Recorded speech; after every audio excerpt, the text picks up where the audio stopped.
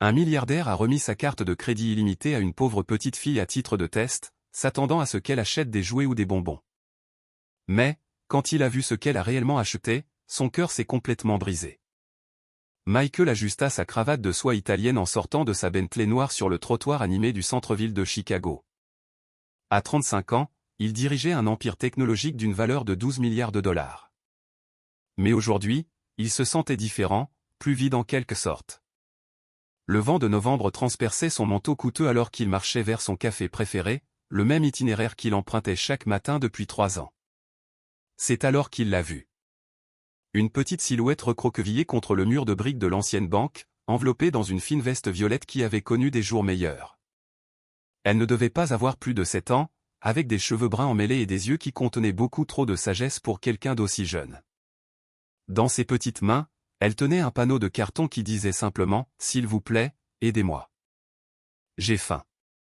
Michael avait croisé des centaines de sans-abri au fil des ans, toujours trop occupés, toujours trop importants pour s'arrêter. Mais quelque chose chez cette petite fille a ralenti ses pas, puis les a complètement arrêtés. Peut-être était-ce la façon dont elle ne levait pas les yeux vers lui avec des yeux désespérés comme les autres. Au lieu de cela, elle était assise tranquillement, presque digne dans sa petite souffrance. « Comment t'appelles-tu, ma chérie ?» Michael se retrouva à demander, s'accroupissant à sa hauteur. Elle leva les yeux, surprise. « Emma » murmura-t-elle, sa voix à peine audible au-dessus du bruit de la ville. « Emma, c'est un beau nom. » Michael étudia son visage, sali de terre, mais avec une innocence qui lui rappelait quelque chose qu'il avait perdu il y a longtemps. « Es-tu ici seule ?»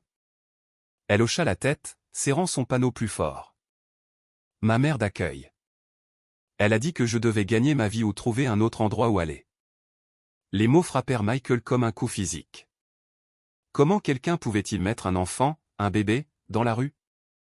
À ce moment-là, une idée se forma dans son esprit, non pas la charité, mais un test. Il voulait voir ce que cet enfant ferait avec un pouvoir illimité, des ressources illimitées. Serait-elle comme tous les autres dans sa vie? Avare, égoïste, prenant tout ce qu'elle pouvait obtenir? Michael fouilla dans son portefeuille et sortit sa carte American Express noire, celle sans limite de dépenses. Celle qui pouvait acheter tout ce que l'argent pouvait acheter. Les yeux d'Emma s'écarquillèrent lorsqu'elle vit la carte métallique élégante. « Emma, je veux que tu aies ça, » dit-il en plaçant la carte dans sa petite paume. « Tu peux acheter tout ce que tu veux avec ça, absolument tout. » Ses doigts tremblaient alors qu'elle tenait la carte. « Mais, monsieur, je ne comprends pas. Ce n'est pas à moi. C'est à toi maintenant. Utilise-la comme tu penses que c'est le mieux. » Michael se leva, son cœur battant avec une émotion qu'il ne pouvait pas nommer. Il y a un centre commercial à 2 pâtés de maison par là. La carte fonctionne partout. Avant qu'Emma ne puisse protester davantage, Michael s'éloigna, mais pas loin. Il se réfugia dans le café de l'autre côté de la rue, se positionnant près de la fenêtre où il pouvait observer.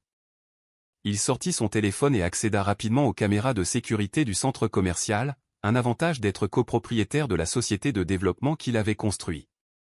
Ce qui allait se passer ensuite confirmerait sa vision cynique de la nature humaine, ou changerait tout ce qu'il pensait savoir du monde. Alors qu'Emma se levait, tenant toujours sa carte à 2 mains, Michael sentit sa respiration se bloquer dans sa gorge. Pour la première fois depuis des années, il se souciait sincèrement de ce que quelqu'un d'autre pourrait faire. Emma fixa la mystérieuse carte noire dans ses mains tremblantes alors qu'elle marchait lentement vers le centre commercial. Le poids de celle-ci semblait plus lourd que tout ce qu'elle avait jamais tenu. Les gens se précipitaient devant elle sur le trottoir, des hommes d'affaires en costumes coûteux, des femmes portant des sacs à main de créateurs, des adolescents riant dans leur téléphone, mais elle les remarquait à peine. Son esprit tournait avec des possibilités et de la peur. Les portes coulissantes en verre du Riverside Shopping Center s'ouvrirent avec un sifflement, et Emma entra dans un monde qu'elle n'avait vu qu'à travers les fenêtres. Des lumières fluorescentes vives faisaient étinceler chaque chose. Des planchers de marbre propre reflétaient sa petite silhouette, et l'odeur du pain frais de la boulangerie faisait gargouiller son estomac si fort qu'elle en était embarrassée. Elle n'avait pas mangé depuis 2 jours, pas depuis que Madame Peterson lui avait crié dessus pour avoir accidentellement cassé une tasse à café. De son café de l'autre côté de la rue, Michael fit apparaître les flux de sécurité sur son téléphone avec des doigts tremblants. La caméra a montré Emma debout juste à l'intérieur de l'entrée, semblant complètement dépassée par la foule animée autour d'elle. Un agent de sécurité la remarqua et commença à marcher dans sa direction, pensant probablement qu'elle était un enfant perdu ou un voleur potentiel. La caméra capturait Emma marchant lentement devant l'énorme magasin de jouets, les yeux écarquillés alors qu'elle contemplait les présentoirs imposants de poupées, de jeux vidéo et d'animaux en peluche. Un dinosaure électronique rugit à la vie alors qu'elle passait, la faisant sursauter vers l'arrière. Pendant un moment, elle pressa son visage contre la vitre, regardant les autres enfants à l'intérieur, suppliant leurs parents pour les derniers gadgets. La caméra 3 la montrait en train de regarder le mur de tablettes et de systèmes de jeux pour lesquels la plupart des enfants de son âge seraient prêts à tuer. Un vendeur s'approcha d'elle, clairement agacé par son apparence miteuse, et Emma s'éloigna rapidement. Mais Emma continua à marcher, sa destination n'étant pas claire. « Où vas-tu, petite ?» se demanda Michael, son café refroidissant dans ses mains. Plusieurs autres clients du café avaient remarqué son intense concentration sur son téléphone, mais ils s'en fichaient. Rien d'autre au monde n'avait d'importance, sauf de regarder cette petite enfant naviguer dans son premier vrai choix. Elle s'arrêta à l'épicerie. À travers le flux de sécurité, Michael observa Emma s'approcher du comptoir du service à la clientèle, ses petites mains agrippant la carte noire comme une bouée de sauvetage. La jeune commis, probablement pas plus de 16 ans, avec des cheveux roses vifs et de multiples piercings, la regarda de haut avec un agacement à peine dissimulé. « Puis-je vous aider ?» demanda la jeune fille, faisant claquer son chewing-gum et vérifiant sa montre. Emma leva la carte noire à deux mains, sa voix à peine plus qu'un murmure. « S'il vous plaît, mademoiselle, puis-je acheter de la nourriture avec ça ? Le gentilhomme a dit que je pouvais tout acheter, mais je n'ai jamais utilisé une carte comme celle-ci auparavant. » Les yeux de la commis s'écarquillèrent dramatiquement quand elle vit la carte American Express Centurion. Son attitude passa instantanément de l'agacement au choc. Elle n'en avait probablement jamais vu une dans la vraie vie. Ces cartes étaient réservées aux ultra-riches, aux personnes qui dépensaient des centaines de milliers de dollars par an. Ah, ouais, bien sûr, ma grande. Cette carte fonctionne partout, littéralement partout. La commis se pencha en avant, la curiosité remplaçant son hostilité antérieure. Où avez-vous eu ça ? Un gentilhomme me l'a donné, répondit simplement Emma, puis posa la question qui allait tout changer. Pouvez-vous m'aider à trouver comment acheter de la nourriture pour beaucoup de gens ? Michael se précipita hors du café, renversant presque un homme d'affaires lisant son journal. Il avait besoin de voir cela de ses propres yeux pour être témoin de près de ce que cet enfant remarquable ferait avec un pouvoir d'achat illimité. Il se positionna derrière un présentoir à magazines près de l'entrée de l'épicerie, assez près pour entendre la conversation d'Emma avec le charcutier, mais suffisamment caché pour rester inaperçu.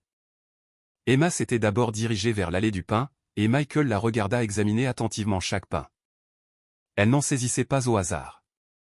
Elle comparait les prix, lisait les étiquettes, faisait des choix délibérés. Elle sélectionna 4 pains de pain blanc le moins cher, puis se dirigea méthodiquement vers le comptoir de charcuterie. « Excusez-moi, monsieur, dit-elle poliment au charcutier, un homme au visage aimable dans la cinquantaine. Puis-je avoir assez de dinde et de jambon pour faire beaucoup de sandwichs, s'il vous plaît ? L'employé lui sourit, visiblement charmé par sa politesse. De combien de sandwichs parle-t-on, ma chérie ? Le petit visage d'Emma se plissa en concentration alors qu'elle comptait sur ses doigts. Peut-être 20. Il y a beaucoup de gens affamés dehors qui n'ont pas de maison. Je veux m'assurer que tout le monde en ait assez. Elle fit une pause, puis ajouta, et pouvez-vous les faire épais ? Quand on a vraiment faim, les sandwichs minces ne sont pas très utiles. Michael sentit sa poitrine se serrer. Quand on a vraiment faim, cet enfant parlait d'expérience. L'expression du charcutier s'adoucit complètement. Vous savez quoi, ma grande ? Je vais vous donner la viande de qualité supérieure, mais je vous ferai payer le prix de la viande ordinaire, et je m'assurerai que vous en ayez beaucoup. C'est très gentil de votre part, monsieur, mais vous n'êtes pas obligé de faire ça, répondit Emma sérieusement. L'homme m'a donné cette carte et a dit que je pouvais tout acheter. Je pense que ça veut dire que je devrais payer le juste prix pour de la bonne nourriture. La tasse de café de Michael lui glissa des mains, s'écrasant sur le sol et se brisant. D'autres clients se tournèrent pour le regarder, mais il ne remarqua rien. Ses yeux étaient rivés sur la scène qui se déroulait devant lui. Une enfant de 7 ans enseignait à un adulte l'intégrité et l'équité. Emma continua de faire ses courses avec la concentration de quelqu'un en mission. Elle ajouta des pots de beurre de cacahuètes et de confiture, puis s'arrêta à l'allée des soupes. Michael la regarda lire attentivement les étiquettes, choisissant les options les plus copieuses et les plus nutritives plutôt que les moins chères. Quand elle tendit la main vers des boîtes de ragoût de bœuf, une employée du magasin s'approcha d'elle. « Faites-vous vos courses seule, ma chérie ?» demanda la femme avec inquiétude. « Où sont vos parents ?»« Je n'ai plus de parents, » répondit Emma d'un ton factuel. « Mais ce n'est pas grave. Je fais mes courses pour mes amis qui ont faim. » L'employée eut l'air incertaine, ne sachant manifestement pas comment gérer cette situation. « Vous devriez peut-être attendre qu'un adulte vous aide. »« On m'aide, » dit Emma, levant la carte noire. « Un homme gentil m'a fait confiance pour faire quelque chose d'important. » Quel genre d'enfant de 7 ans parle avec une telle clarté de la confiance et de la responsabilité? Michael continua de suivre Emma dans le magasin, son émerveillement grandissant à chaque article qu'elle sélectionnait. Après avoir rempli son chariot de nourriture pratique et nutritive, elle se dirigea vers la section des vêtements. Mais au lieu de regarder les vêtements pour enfants, elle se dirigea directement vers la section des adultes. « Excusez-moi, maman, » dit Emma à une vendeuse. « Avez-vous des chaussettes chaudes? Le genre vraiment épais qui garde vos pieds au chaud quand vous devez dormir dehors ?» La vendeuse, une femme dans la trentaine avec un sourire aimable, s'agenouilla à la hauteur d'Emma. « Ma chérie, achetez-vous ça pour quelqu'un de spécial? » « Pour beaucoup de gens qui n'ont pas d'endroit chaud pour dormir, » expliqua Emma, « et peut-être des gants aussi. Il commence à faire froid, et leurs mains sont blessées quand il fait froid. » Michael regarda la vendeuse aider Emma à choisir des chaussettes thermiques, des gants chauds et même quelques bonnets tricotés. Les yeux de la femme se remplissaient de larmes alors qu'Emma expliquait pourquoi elle avait besoin de chaque article. « Est-ce que ce sera tout, ma chérie ?» demanda la caissière quand Emma s'approcha finalement de la caisse avec son chariot débordant. Emma regarda autour d'elle dans le magasin une dernière fois, puis de nouveau la carte noire dans sa main. « Puis-je acheter d'autres choses ?» L'homme a dit que je pouvais tout acheter. Cette carte n'a pas de limite, ma grande. Vous pouvez acheter tout ce que votre cœur désire. Les yeux d'Emma s'illuminèrent, et pendant un instant, Michael se prépara. Ça y est, pensa-t-il. Maintenant, elle se souviendra qu'elle n'est qu'une enfant et achètera des jouets et des bonbons comme tout enfant normal le ferait. Mais Emma le surprit une fois de plus. Puis-je acheter des chauffe-mains, le genre qu'on agite et qui se réchauffe? Et peut-être des pansements et des médicaments pour les personnes qui sont blessées?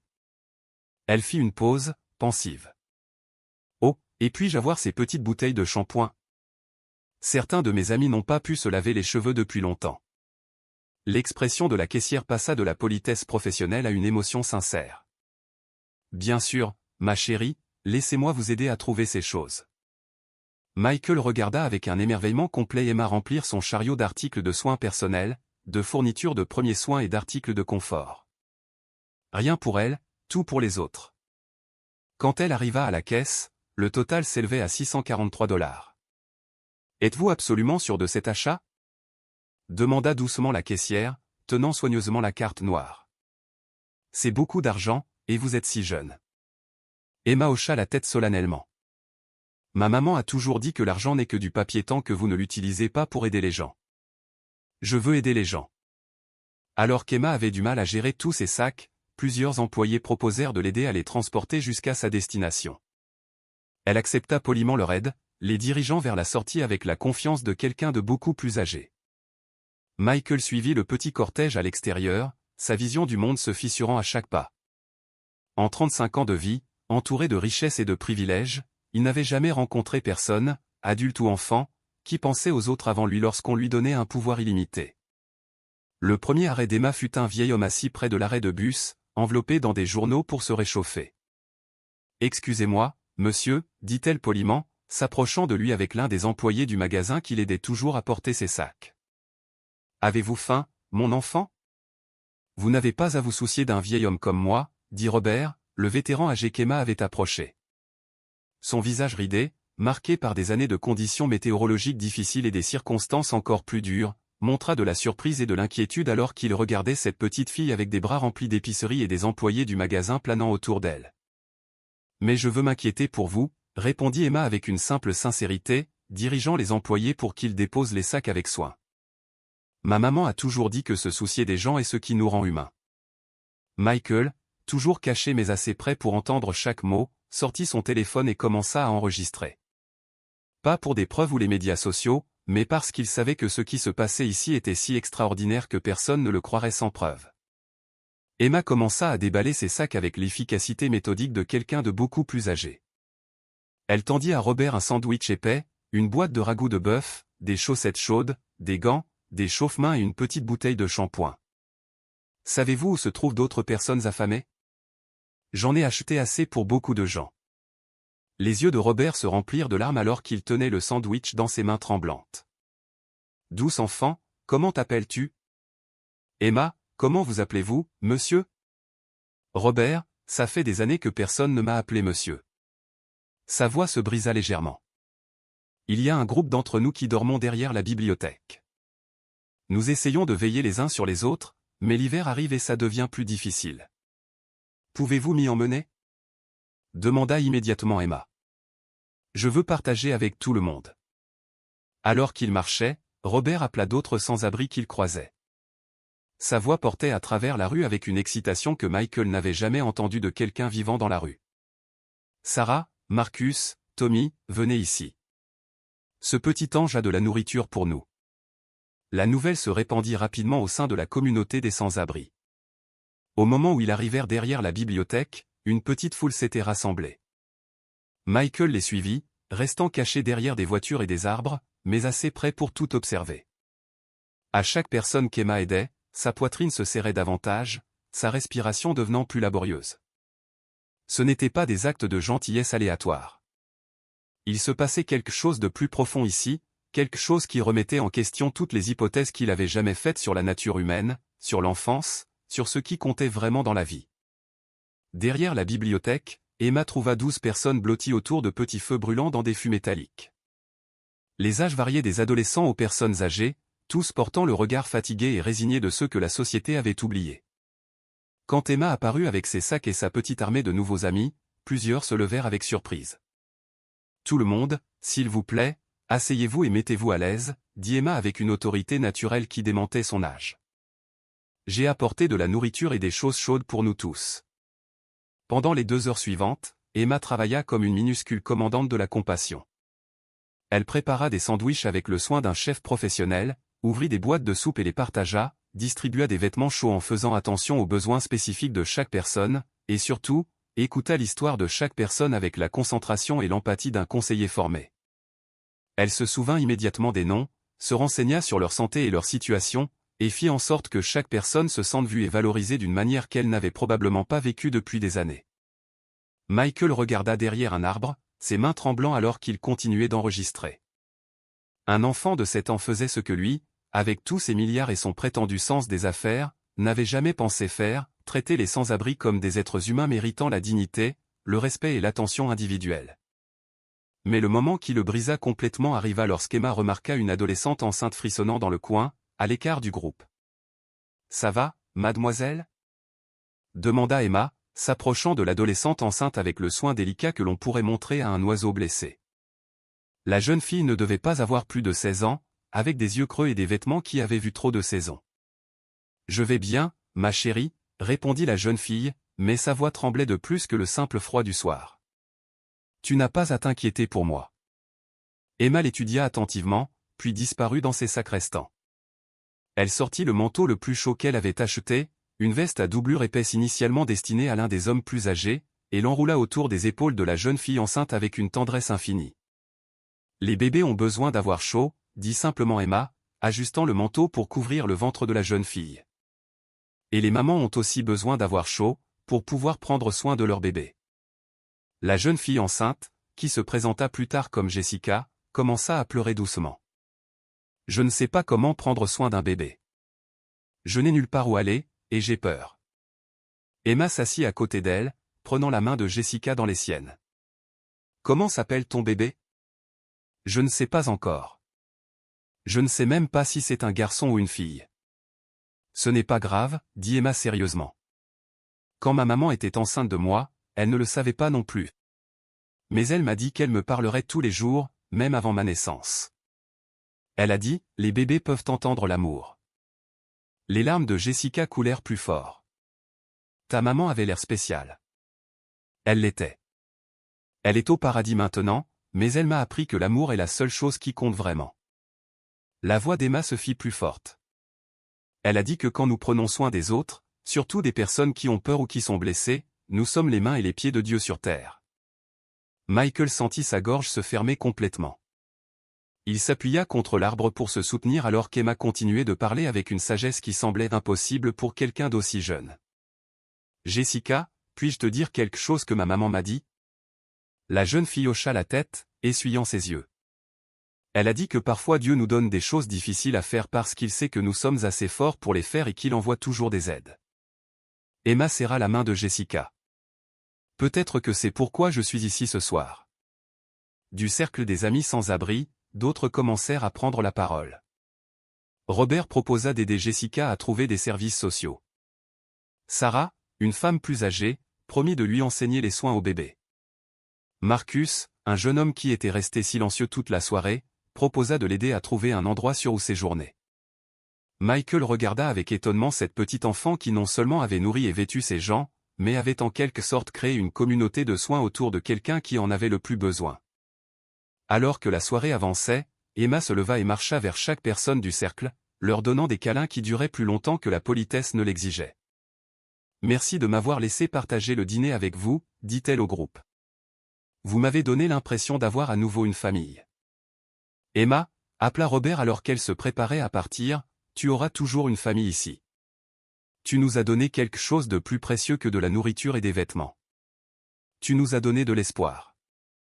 Michael regarda Emma faire ses adieux finaux, promettant de revenir et de veiller sur tout le monde, en particulier Jessica et son bébé. Alors qu'elle s'éloignait de la bibliothèque, serrant les sacs d'épicerie vides et la carte de crédit noire, Michael la vit complètement différemment de ce qu'il avait fait quelques heures auparavant. Ce n'était pas seulement une enfant sans abri qui avait été gentille avec l'argent de quelqu'un d'autre.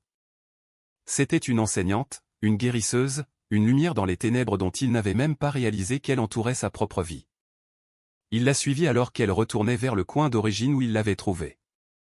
Mais au lieu de s'asseoir avec son panneau de carton pour continuer à mendier, Emma fit quelque chose qui brisa le cœur de Michael en 1 million de morceaux.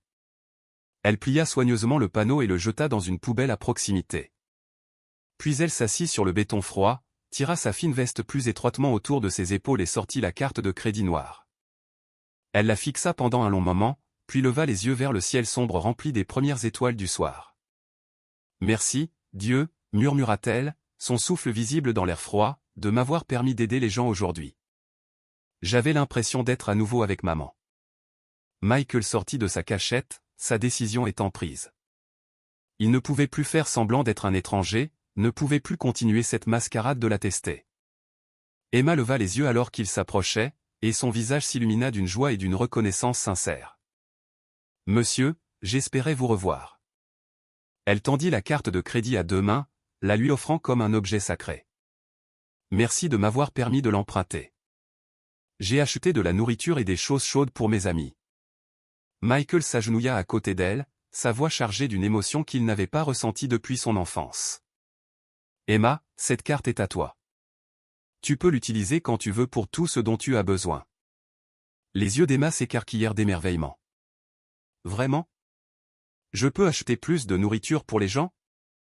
Et peut-être aider Jessica à trouver un endroit pour son bébé? Tu peux acheter tout ce que tu veux, ma chérie, absolument tout. » Emma se tut pendant un moment, son esprit de 7 ans traitant ce cadeau incroyable. Puis elle regarda directement dans les yeux de Michael avec une maturité et une clarté qui lui coupèrent le souffle. « Monsieur, puis-je vous demander quelque chose d'important? » « N'importe quoi. Pourquoi m'avez-vous vraiment donné cette carte? Me testiez-vous pour voir quel genre de personne je suis? » La bouche de Michael s'ouvrit. Comment pouvait-elle comprendre ce qu'il avait fait? Emma continua, sa voix douce mais connaisseuse. « Ma maman a toujours dit que Dieu envoie parfois des gens dans nos vies pour nous enseigner des choses que nous devons apprendre. Peut-être aviez-vous besoin d'apprendre quelque chose aujourd'hui aussi. » À ce moment-là, Michael Thompson, milliardaire, PDG, maître de l'univers, réalisa qu'il était l'étudiant. Et cet enfant de 7 ans était l'enseignante qu'il avait recherchée toute sa vie sans même le savoir. Mais ce qu'Emma dit ensuite allait tout changer. « Monsieur, j'ai quelque chose d'important à vous dire. Mais d'abord, pouvez-vous m'aider avec quelque chose? Jessica là-bas a besoin d'aller à l'hôpital pour s'assurer que son bébé va bien, mais elle a peur parce qu'elle n'a pas d'argent ou d'assurance. Pouvons-nous l'aider? Le monde de Michael bascula sur son axe. Après tout ce que cet enfant avait déjà fait, après le miracle dont il venait d'être témoin, elle pensait toujours aux autres, plaçant toujours les besoins de quelqu'un d'autre avant son propre confort et sa propre sécurité. Bien sûr, nous pouvons l'aider, Emma. Nous pouvons l'aider avec tout ce dont elle a besoin. Emma sourit, mais son expression redevint sérieuse. Bien. Maintenant, je peux vous dire la chose importante. Elle leva les yeux vers lui avec ses yeux anciens et connaisseurs qui semblaient voir directement dans son âme. Je sais qui vous êtes, Monsieur Thompson. Le sang de Michael se glaça. Tu sais qui je suis? Emma hocha la tête solennellement, sa petite main serrant toujours la carte de crédit noire. Vous êtes Michael Thompson. Vous êtes propriétaire de Thompson Technologies. Votre photo était dans le journal à l'hôpital quand ma maman était malade. Le monde sembla cesser de tourner. Michael se sentit étourdi alors qu'il s'agenouillait sur le trottoir froid à côté de cet enfant remarquable. Emma, pourquoi ma photo était-elle à l'hôpital? Parce que vous avez fait un don pour construire le nouveau service d'oncologie infantile, répondit Emma, sa voix douce de souvenir. Les infirmières ont montré l'article à ma maman. Elles ont dit qu'un homme très riche voulait aider les enfants malades à aller mieux. La gorge de Michael se serra. Il se souvenait de ce don, 50 millions de dollars donnés principalement pour des avantages fiscaux et une publicité positive. Il avait assisté à une cérémonie d'inauguration, posé pour quelques photos et n'y avait plus jamais pensé. Ma maman était si heureuse quand elle a vu cet article, continua Emma, ses yeux s'éloignant. Elle était très malade, et le médecin a dit que les nouvelles machines du service pourraient l'aider. Elle a gardé votre photo sur sa table de chevet et a prié pour vous tous les soirs. Elle a prié pour moi. La voix de Michael sortit à peine comme un murmure. Tous les soirs? Elle a dit que les personnes qui aident les enfants doivent avoir un bon cœur, mais que parfois les riches sont très seuls. Elle a prié pour que Dieu vous envoie des amis et une famille qui vous aiment vraiment. Emma fit une pause, étudiant attentivement son visage. Maman avait raison, n'est-ce pas? Vous êtes seul. La question frappa Michael comme un coup physique. Dans tout son succès, entouré d'employés, de partenaires commerciaux et de connaissances sociales, il ne se souvenait pas de la dernière fois où quelqu'un s'était enquis de sa solitude. Il ne se souvenait pas de la dernière fois où quelqu'un s'était soucié suffisamment pour le demander. Oui, admit-il, les mots lui écorchant la gorge. Je suis très seul. Emma se leva et, sans hésitation, enroula ses bras minces autour de son cou dans une étreinte qui ressemblait à un retour à la maison. Vous n'avez plus à être seul, Monsieur Thompson. Dieu m'a envoyé pour être votre ami. Michael serra cet enfant petit et féroce et sentit 35 ans de murs soigneusement construits s'effondrer autour de lui. Quand avait-il pleuré pour la dernière fois? Quand avait-il ressenti ce genre d'acceptation pure et inconditionnelle pour la dernière fois? Emma, réussit-il à dire, ta mère avait l'air d'être une femme incroyable. Elle l'était. Elle a toujours dit que Dieu met les gens dans nos vies pour des raisons, même si nous ne comprenons pas pourquoi au début. Emma se recula pour le regarder sérieusement. Je pense que peut-être Dieu vous a mis dans ma vie ce soir parce que vous aviez besoin de vous souvenir de ce que l'amour ressent. Et peut-être qu'il m'a mis dans votre vie parce que j'avais besoin de me souvenir qu'il y a encore des gens bien dans le monde. Michael sentit quelque chose de fondamental changer à l'intérieur de sa poitrine. Cet enfant sage, généreux et miraculeux, disait des vérités que son MBA de Harvard et des décennies d'expérience en affaires ne lui avaient jamais apprises. Emma, où es-tu censée dormir ce soir? Son visage devint triste. Madame Peterson a dit de ne pas revenir à moins que je n'apporte de l'argent. J'essaie généralement de trouver une porte sécurisée quand il fait vraiment froid. La pensée de cet enfant dormant dans la rue, surtout après ce qu'elle venait de faire pour les autres, était insupportable. Ça n'arrivera pas ce soir, plus jamais. Mais, Monsieur Thompson, je n'ai nulle part d'autre où aller. Michael regarda ses yeux confiants et prit une décision qui allait changer leur deux vies à jamais. Si, tu en as. Tu viens à la maison avec moi. L'appartement terrasse de Michael occupait tout le dernier étage de l'immeuble le plus exclusif de Chicago. Alors que l'ascenseur privé s'ouvrait directement sur son espace de vie, Emma sortit et halta. Des fenêtres du sol au plafond offraient une vue imprenable sur les lumières de la ville. Des œuvres d'art originales valant des millions ornaient les murs, et des planchers de marbre italien reflétaient la douce lueur de l'éclairage design. « Monsieur Thompson, » murmura Emma, « votre maison est comme un palais. » Mais alors qu'Emma explorait l'espace, Michael le vit à travers ses yeux et eut honte. Malgré le luxe, l'appartement semblait froid, stérile, inhabité. Il n'y avait pas de photos de famille, pas de touches personnelles, pas de signe que quelqu'un appelait réellement cet endroit chez lui. « Tu as faim ?» demanda Michael, ouvrant son réfrigérateur rarement utilisé pour ne trouver que du vin coûteux, des contenants de plats à emporter et de l'eau embouteillée. « Un peu, » admit Emma. « Mais, monsieur Thompson, qu'en est-il de Jessica ?»